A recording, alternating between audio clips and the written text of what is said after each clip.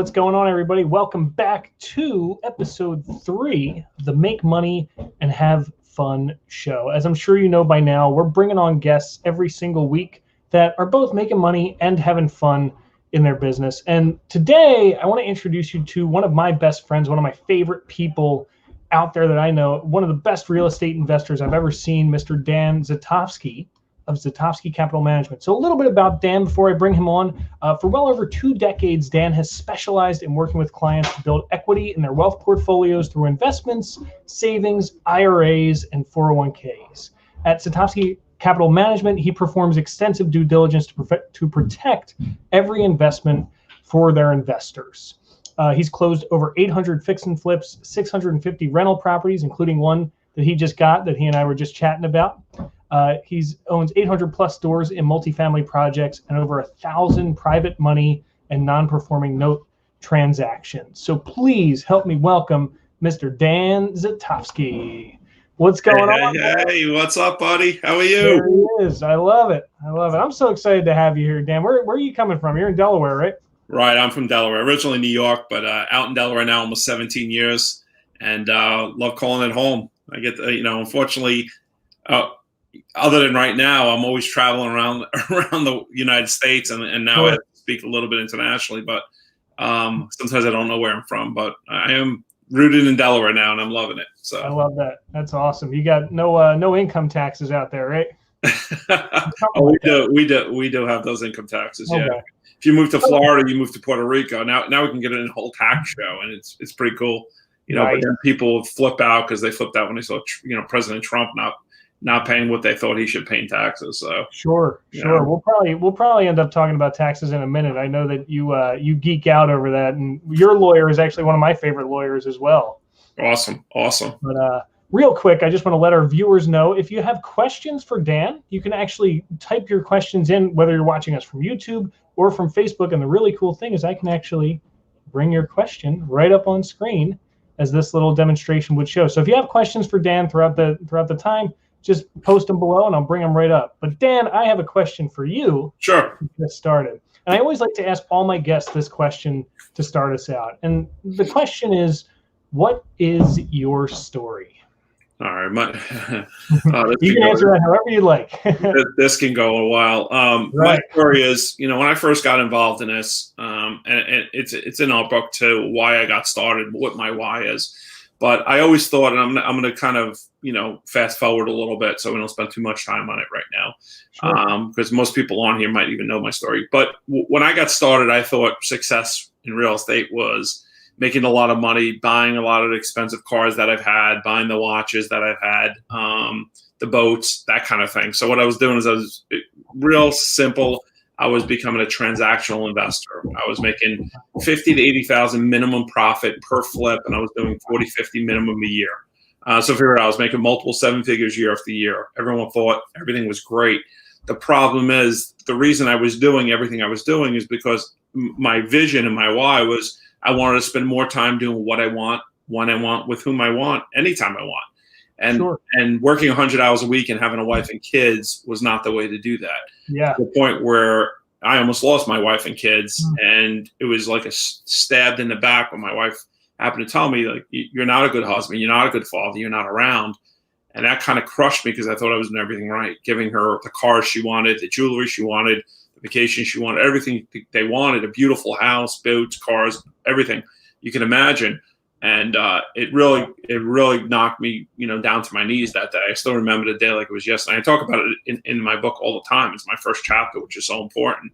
So I had to realize at that point, what am I going to do? All I really knew how to do in this business was kind of wholesale and flip properties and that kind of thing and make big transactional dollars. And it's a lot more sexy to make $80,000 on a property than it is to make $400 or $500 on a property. So, but when you make $400 or $500 on a property, hundreds and hundreds of times, it gets pretty sexy. Right. And I realized the reason I was doing this and my true vision and my true why was I wanted time to spend with my family and friends doing what I want, being at the beach, being on the boat, doing what I want anytime I want, not being in a jail cell to my contractors, to my realtors, to my inspectors, to the economy, right. That stuff. So I had to build a passive income lifestyle. And I did that two ways. One with rental properties, and two with seller finance notes. And now 2/3 of my portfolio is now, it kind of flip-flopped. 2/3 of my portfolio is seller finance notes, and a third of them are and just about, I'm not going to go exact, but Sure. a third of them are rental properties. And Wow. it's, we've set ourselves up pretty well, thank God. And we take advantage of the tax advantages as well with retirement accounts. We're involved in almost every type of retirement account you could be involved in, not only for myself, but for my kids. For my kids as well.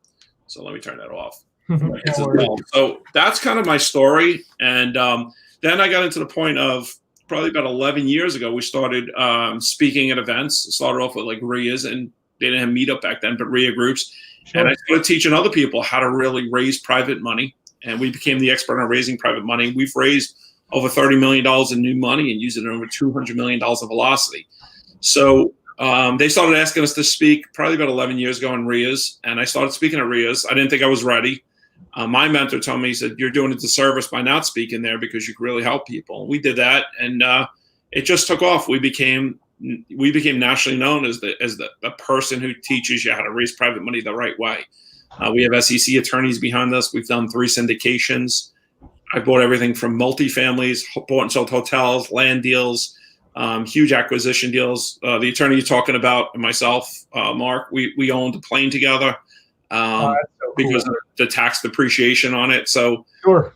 We rented it out to a flight school. So we've been involved in so much, and I'm always learning. I don't push forward with an ego, and I'm very strict. I'm very strict to myself about that. Is, hey, don't have an ego. Make sure you're always getting better. Make sure you're being mentored by people that challenge you. Right. So I'm in 2 groups. I'm in masterminds. I'm about to start my next one up here. I think in the middle of November. It's our first meeting. But laser targeting and picking the right people for my group, because I want them to hold me accountable as I hold them accountable. Absolutely. There's 2 things that I really love about your story, Dan. In particular, I mean, everything's great, of course, but the 2 things that really stand out is one, the story that you tell in the beginning, and you tell this everywhere about the story of almost losing your family. Essentially, it really is like the quintessential message that I'm trying to share with this show and just with everything that I do, because we all know someone, yourself included, who's making a ton of money, but they're miserable, right? They're not happy, they're not fulfilled, they haven't reached that thing that they thought they would by having all this money in their life. So when we can learn how to bridge that gap and really go from like our passion and bring our prosperity into it at the same time, that's when everything clicks at that point. And that's what I absolutely love about your story. Oh, thanks. You're 100% right. And that's why I lead with that. I'm not ever trying to me, to talk about the amount of deals I've done is okay. I mean, there's always somebody that's done more. There's always somebody who's going to do more, and that's fine. Sure. But my biggest claim to fame, like I said, I always tell people in chapter 1 is my why. And I don't care if you're in the real estate business. I don't care if you're in the insurance business. I don't care if you're a dentist. I don't care if you're a plumber. Just understand why are you doing what you're doing? And is your vision and your actions aligned? Because mine didn't align. Mine were going like this in total different directions. Mm-hmm. And that's what I love speaking about. And that's essentially in my inner circle group that we're putting on. It's called Prosperity in a Circle. Right. That's exactly what it's about. It's not about how many deals you do. It's about living your best life, living your best life, living it intentionally. And that's what I do now. I live my life intentionally. I mean, look, since May, I've literally put my business on the side, and I've hardly done anything, and it's running itself. Yeah. It's running itself. And I'm able to actually do something I'm passionate about, is running a political campaign for the state and the country, really, to get out there and to see issues and to really fight for those issues. And a lot of people can't do that because they're stuck in, their 9 to 5 or 9 to 8 job, or they're stuck in this Corona issue, the COVID issue going right now, and their life is depending upon their environment, right? What's going on with their politics? What's going on with taxes? What's going on with an epidemic? What's going on with their job? And I didn't want that. And I've been really intentional for many years now about how do I set myself up, because I'll tell you what, people think, even retirement, they think it's not going to come around. It comes around quick. I mean, I remember being 20 years old like it was yesterday. Now I'm 48, giving away my age, but I'm like talking about almost 30 years. Almost 30. I'm doing this. I cannot believe I'm doing this 30. I bought my first property right before I turned 19. I'm doing this 30 years. I cannot believe it. It feels like it was yesterday. I was scared to death buying my first property you would love this, on a credit card.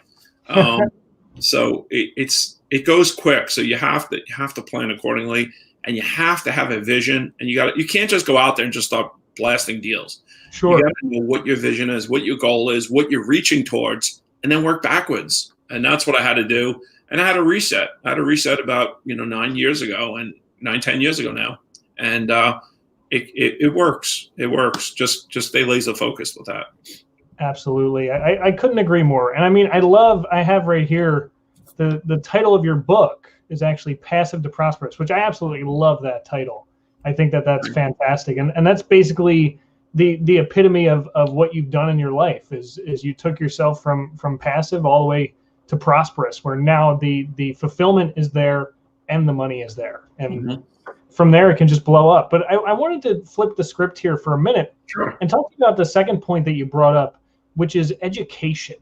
So you and I talk about this often, and we always go down the rabbit hole on Facebook of people's opinions about self-education, or more specifically, I feel like paying for education is kind of something that becomes a big barrier for some people. And you and I, we always have discussions about cost versus value. So what are your kind of thoughts on that? Well, I can tell you this: I pay over six figures a year, and most people would consider me financially successful. Listen, I have personal issues like everyone else, and I try to be as honest as I could be with people online, because I feel what's happening on social media is there's a lot of fraud going on, and I don't say fraud monetarily fraud. I say fraud with people. They're talking about all the great things they do, and they don't talk about the demons inside them or the issues they have inside them, right? Yeah. So I need that, because I need people to hold me accountable, right? And you need to have that. And I don't look at education. I don't look at anything as a cost. If I look at it as a cost, it's not a deal for me. I need to look at it as an investment in myself. When someone asks me, okay, how much is it going to cost for you to mentor me? And I don't really do too much one-on-one mentoring anymore. The only one-on-one mentoring I do is 2 people every 3 months for raising private money. That's it. Right. My mentorship is now in a group mentorship I'm doing. But the reason I don't even, once they ask me what's your cost, it's a negative, right? Education, training, mentorship should never be a cost. It should be an investment in yourself. And people have such limited beliefs and limited mindset for themselves that they don't believe they're worth it. And that's so scary. I mean, what's happened in this world is between your parents, your schools, your friends, your community, they're so negative in their beliefs that, if it's too good to be true, it probably is. That kind of mindset, right? I believe something different. I believe if it happens, if you can do it, why can't I? That's how I always believe. And that's why you'll see as you get older, and I still have I have friends from a long time. I'm talking about 30, 40 years. I have friends. But you'll start to see in business, your friendships will change, right? You'll outgrow. Yeah. And I always talk about it, right? If you're at the RIA groups and these meetup groups, unfortunately, you're going to outgrow them, right? You have to outgrow them, because if you feel like you're the smartest person in a room, you're probably in the wrong room. And you're not going to grow. And I'm not even talking about monetarily. You're not going to grow hanging out in those type of rooms. And the people that are going to help you grow, you'll never see them on social media. Very rarely, right? My 2 mentors, you'll hardly see them on social media. And listen, I don't know anyone on social media can even compare to these 2 people. Okay. So when I go in that room and when I go to those masterminds, and those masterminds are true masterminds, like everybody calls things a mastermind now. Yeah. How could it be a mastermind when you have a year in the business and you can't provide any kind of value there's a group for you, and there's nothing wrong with being new in the business. Yeah. And I wish that if I started all over again, like a Benjamin Button's work backwards, we didn't have these groups back then. I would find somebody doing exactly what I want to do, and I would have them mentor me. Absolutely. And I would do whatever, and I'll do whatever it takes to make that investment. Okay. Whether I had to get a second job to make that investment, or I'd bring a tremendous amount of value to that person I don't have to get paid, bring them value for them to show me. But I don't see that too much right now. And the ones I see doing that are very successful. So that's kind of, it's just when you hang out in rooms with low level thinking, a limited mindset, scarcity beliefs, you'll never grow. You just never grow. It's a shame, because I used to speak at those events and I would see the same people year after year after year after year still saying, I have deals, but I can't raise money. I mean, what are you doing? They're not doing anything differently. Or I'm still in the same rut. I'm still at my job that I hate. And I'm not telling people to leave their job, but start working. If you found somebody, if I found a Fred Posimo that had a 9-to-5 and hated it and built a portfolio on the side and then had enough money coming in that he got to leave his job, well, Fred, you're the one I want to mentor me, because I want to fast track my training. And, to me, it's, I love, we have a friend, but Larry says it, what does it cost? And he loves to say it's a lot cheaper than your first mistake. And he's not kidding, because I'll tell you this, I lost more money in this business than I care to ever talk about. But it's going to happen to you. Sure. Either you lose money now, you're going to lose money. Even us lose money. Things happen. Yeah. The uncontrollable. We can't control the economy. We can't control the environment. We can't control what the government. If the government does a shutdown, we can't control that. You're going to lose money. Yeah. I was just going to say, I also feel like sometimes us losing money is because it's so important to us. So something that I like to say, similar to what you say, is when I look at a mastermind or a mentorship or a coaching program or whatever it might be, I'm always asking myself, am I a good bet? If it costs me $10,000, can I make $30,000 off of it? Is this a good bet for me? And I'm really betting on myself. And if you play any game, you don't win every single bet. But right. If the majority of them come out on top and you're still happy and making that money, then it's a win at that point. And for me, I love masterminds, mentorships, coaches, programs, even books. I see that you have a bookshelf behind you, and something you mentioned, which I think is huge. I have a bookshelf right next to me, actually. Everything's backwards. It's on that side. So one of the things that you mentioned, which is really powerful, is that not everybody is at the same level. And maybe, you can only afford a $10 book right now, and go buy the book and read it and then do the things that the book told you to do. That's where most people fall short, is they just collect books. And then the next thing you know, the library is bigger than their bank account. Exactly. We call them the professional. Well, I used to call them at events the professional eventers. Yeah. You see them. It was like their week out with the Rios are the perfect ones for that. You go every month and they take their wife out or their girlfriend out. And they go to the Rio and they feel like they're crushing it. Right. They get their free drink or their free snack at the Rio, and they feel like they're real estate investors. And I'm not degrading them, but I'm like, take action, start challenging yourself, start holding yourself accountable. And if you don't have money, right, there's people out there that have experience. If you bring them a deal and you find other people money, I mean, you bring value to them, they're going to help, they're going to work with you. But the problem is you're not going to learn this business asking somebody to go to coffee, but pick, this is what I get. You probably get it a lot too now, right? Can I take you to coffee and pick your brain? And I love Larry's answer. He's got the best answer. Yeah, sure. I'll pick a place in Paris and we'll meet there you can fly me out there and I'll meet you for coffee. But, and I do it sometimes for people, but unfortunately when you do it, the people just don't take action. They because there's this is an easy business. And I'm one person, I'll tell you, I'm one of probably many though, but I'll tell you, I'm not going to get out there and tell you how great it is. I mean, I'll talk about deals and how you can do great deals, but I'm not going to say, hey, it's get rich quick. You don't have to do any work. It's going to be a headache. It's going to be a grind. It's going to be frustration. But you know what? That's why most people quit, because they can't do it. And to get to the point where you want to be, because it's so damn important for you and your life or your family, you're going to do what it takes. So that's what's real. All right. And when people don't invest in themselves, it's very easy to quit. And I can tell you what, my success ratio with working with people for free has not been very good. My success ratio with people investing in themselves has been phenomenal. I mean, you see the post, you see the testimonies from people I've worked with, phenomenal. They're out there. Their problem now is they've raised so much money, they don't have deals for the money. And you tell other people that, they won't believe it. But a lot of the same people I've mentored and worked with, and they're talking about, hey, I can't find you. I have money. I have no deals. So that's the other spectrum, right? Now you have to work with somebody who's great at finding you deals. So that's really the mindset you have to have behind this. Absolutely. I think you nailed it right on the head when you asked, are you in the right room? Because my belief oftentimes is when we see the education junkies or the people coming to the events for 2 years and sitting there and you don't even know what their name is, but you're like, I recognize that guy from the last 16 times that I spoke here. My question is always like, are they putting on that suit that makes it look like they're doing the thing that they think everybody else wants them to do? Or are they actually in the place where they're doing the thing that they really want?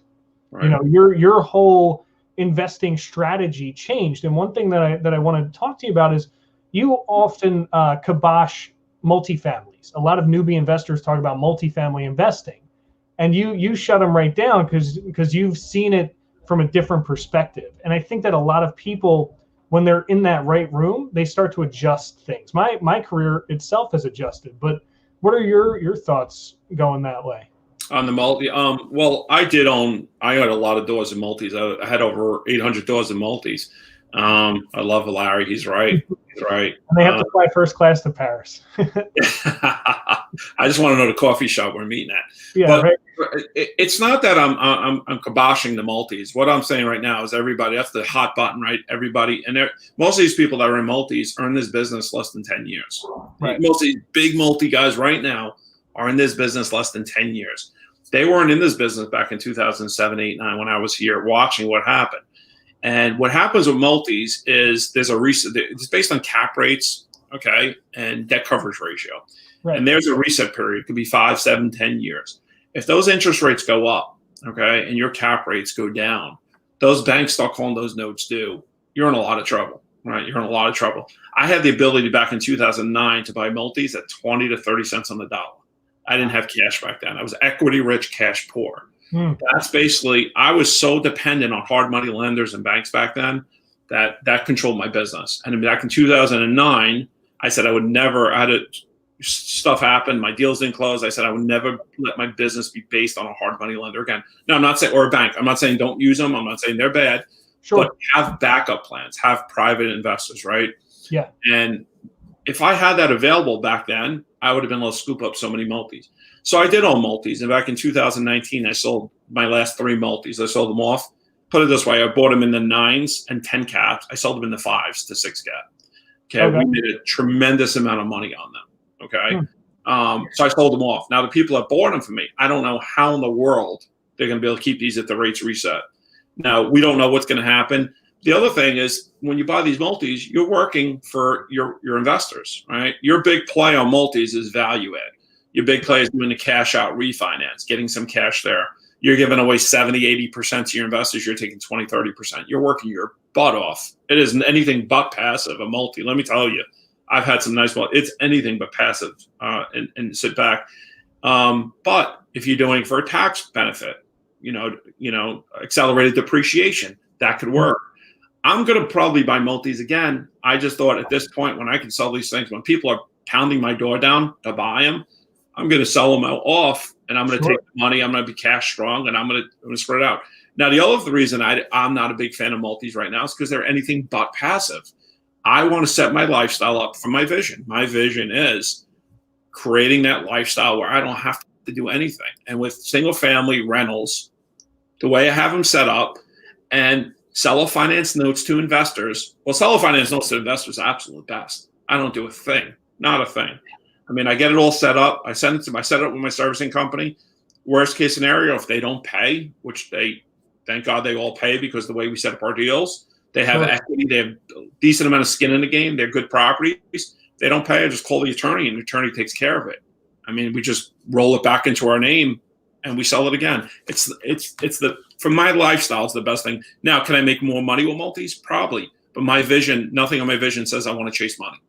Okay. Right. My vision is I'm a husband, I'm a father, I'm a grandfather now, I'm a friend, I'm a coach, I'm a consultant, I'm a speaker. Nothing in there says anything about chasing money. Nothing. Nothing in my vision says that. So once you lock down your vision right, and it's not an easy thing to do, once you lock down your personal and your business vision, you'll stay so laser in tuned. And that's why you need good mentors to hold you accountable. And I'm not only am I a mentor, but I have 2 mentors, and they hold me accountable to exactly what I tell them I'm going to do every single month. And if I don't do it, they start, it's not nice. They'll start smacking me in the face and saying, you never said you were a roofer in your vision. Yeah, you can make $2 million this year being a roofer, but you never said you were going to do that. And this just recently happened to me. So that's the difference between leveling up your game and being intentional about your life and your why. Absolutely. I love it. So since we're on the topic of real estate, what would you give somebody who's brand new coming into wanting to be a real estate investor? What kind of advice would you give them coming into this game for the first time? Definitely the first thing I would do is sit down and thanks, Larry. Right, talking to you. I would sit down and really work on your vision, your why. Because until you know your vision, you don't know which direction to go. Because your vision can be, hey, I just want to do this because I want to buy my wife a Rolls Royce. That's your only vision. Sure. And you know exactly what to do, right? So a lot of people just go out there with no vision. It's like going out in the ocean with a boat and no motor or no paddles and not knowing which way to go, right? So that's the first thing I would do is figure out your vision. Before I work with anybody, I work on their vision, their why. Why are they doing this, right? What is your ultimate goal? That makes sense. I love that. And then from there, we could figure it out because I can't really say, like people ask me, what was your biggest, I'll turn it around. They say, what was your biggest regret in this business? Because whenever I'm at an event speaking and I'm in a panel, I seem to get that question. I don't know why I get that question. I don't know. I must have that face like I have regrets. What's your biggest regret? And my biggest regret was selling off all my properties. That was my biggest regret. So because, I've done now probably close to 3,000 properties. Now figure it out. 3,200, let's say $300. We're way more than 300 on property. We're 4 to 5, sometimes 600. But let's say $300 positive cash flow per property at 3,000 properties. That's not too shabby. That gets pretty sexy. Now I sold them all off because I was from a yacht right now. What's that? You'd be calling me from a yacht right now if that was. You're 100% right. You're 100% right. And that's what I'm saying, right? Back then, sexy was making $60,000, $70,000, $80,000 on a property and going and buying another beautiful watch, or going and buying a car, or going to buy my wife some jewelry. That was sexy for me, right? But that loses its giggle real quick. That stuff loses its giggle. I still have a watch collection that can choke a horse. I still have I have the cars, so I didn't sell them all. I used to trade them in, but I still have a couple of beautiful cars. I just sold the boat. I'll be buying another one, but I don't do it the same way as I used to do it anymore. It loses a giggle really quick, but living that lifestyle, making dreams and memories with your family, like last year, taking my family and my son's fiance and my daughter's boyfriend on a trip to Aruba for 10 days for a 5-star, doing everything you can imagine, that'll never lose its giggle. That we talk about that forever. So that's my why right now, is making memories, spending time. Here's the thing I had to do once, and it's a great assignment for people to do. And I make my students do this when I do my group coaching. Okay. And it's very tough to do. It's very tough. And if you have a wife, a girlfriend, a husband, a boyfriend, make them do it too. And you might start crying. Go in your room at night and write your eulogy. What would people say about you? And it's eye-opening. I did it, and I'm not a sensitive guy. I'm really not. Except when I look at my wife and my family and think I almost screwed everything up.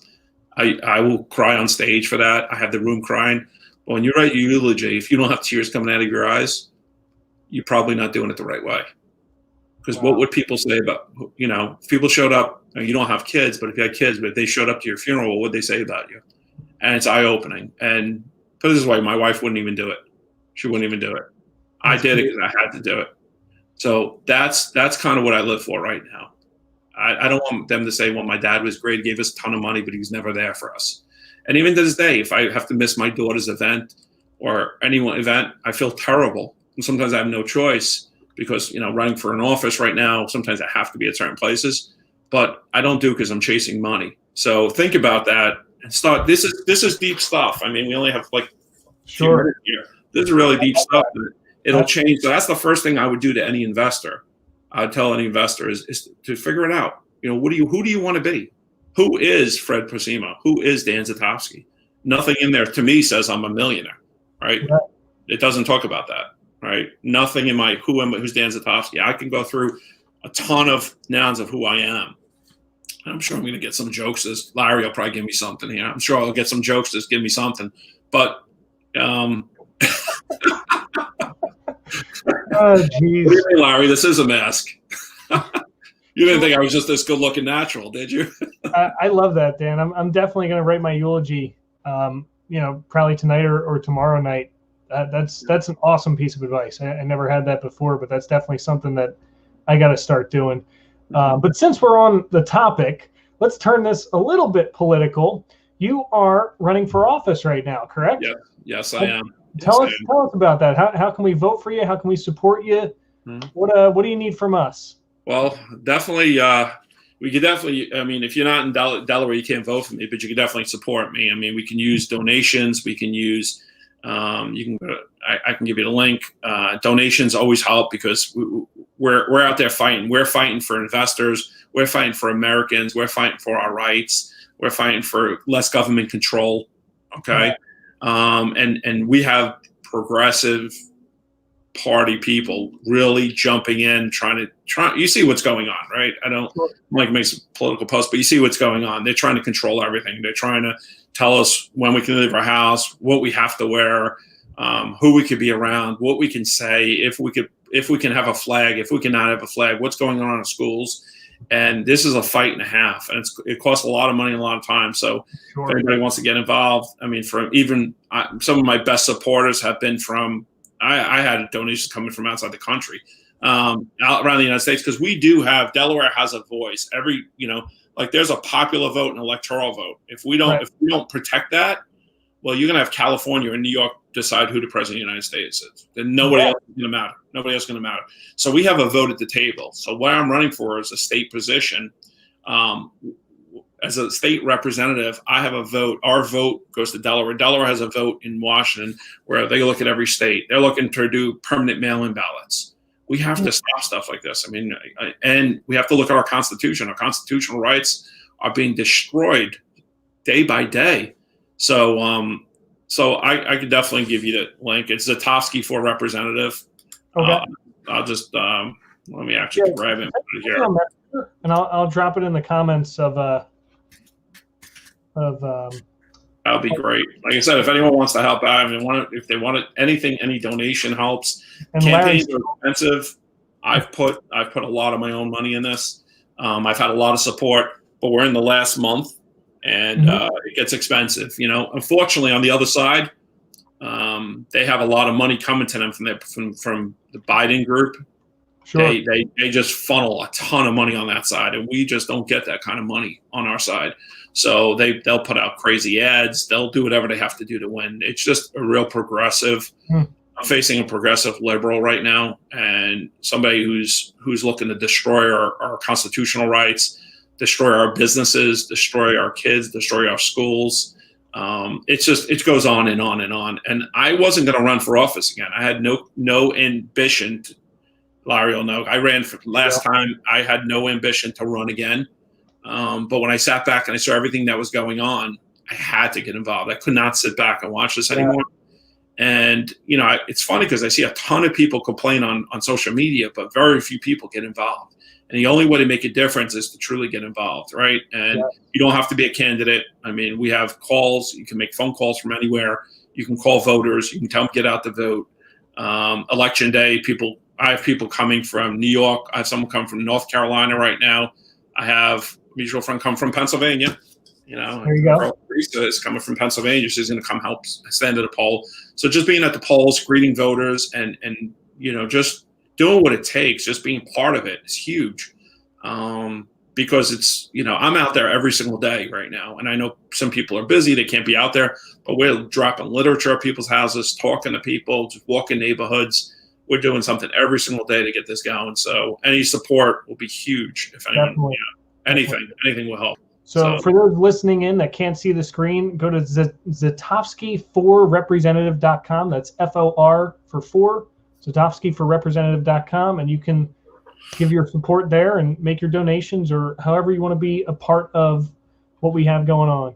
So, Dan, this was awesome. This was so much fun. I hope, did you enjoy this? I actually loved it. I loved it. You have some great insight, and I hope this gets out, and I hope we change people's lives one person at a time. We truly do, because especially if I can get to people early enough before they start their career, and they can actually just, light bulb pops off, and they said, you know what, I really better reset my values and my vision, and figure out what I want to do. And then once you do, just go full steam ahead, right? I love that. Dan, what's the best way for people to get in contact with you? They can go right to on our Facebook page. Go to, not my personal page, because I keep hitting that 5,000 friends limit. Go to Become a Real Estate Investor with Dan Zitofsky. Okay. Or our YouTube page is where we're going to be moving all our training, free training. So on a YouTube page, you can go right to Zitofsky Capital Management, and let me drop a link there for you in 1 second here. Let me pull up a link for you for YouTube. So they can go right to our YouTube page, and they get all my free training there if they want. And we just put a video up there this week. We're trying to put more videos up there, because what happens with Facebook, unfortunately, is, the videos get buried down and nobody sees them. And then they keep asking questions about what we did. So right. I think that the best way to do it is to start putting stuff on the YouTube page, because it stays there. So I'll drop the YouTube page there for you. Give me a second here. Perfect. You're the best, man. This is awesome stuff. I love how giving you are. That's one of my favorite parts about you, because a lot of people, they reach a certain level and then they're like invisible. They're like a ghost. Yeah. You can't do that. Yeah, you have to be able to, listen, we all started at one point. There's ways listen, I understand there's people that are never going to invest in mentorship, and that's not what I'm here for. Obviously, if I was, I would keep doing one-on-one mentorship with people. On life and make a lot more money. I'm not chasing the money there. But there's ways that we can put things out for free for people to take advantage of, right? And, I'm paying a marketing person to take my videos and put them on YouTube for me. So it's costing me money to send my videos to YouTube for you to learn. But I think it's a lot better platform for my videos, because, like I said, on Facebook, they just get buried down. So we're in a process of moving more and more of our videos to YouTube now to extend our page for you. So that's the page. Or go to YouTube and just type in Zitofsky Capital Management. But if you go to this page, you subscribe to it, you'll get notified. We're going to be putting up videos hopefully every week or two. A little slow now with the campaign, but we just did one this week on a BRRRR method. We're going to do a final video of that project so you can see how it worked. That'll be awesome. See how much money we have in the deal, see how much we're pulling out monthly. And you could do the same yourself. And we're going to help you as much as possible. That's great. I love it. Yeah, I'm going to put all these links in the description of the show. So this will be syndicated on podcasts. It'll be live on Facebook as well as my YouTube channel. And we'll go from there. Dan, this was awesome stuff. I'm so glad that we did this today. Yeah. And we will, I guess, see everybody very soon. All right. Awesome. Take care, guys. Have a good one. Bye-bye.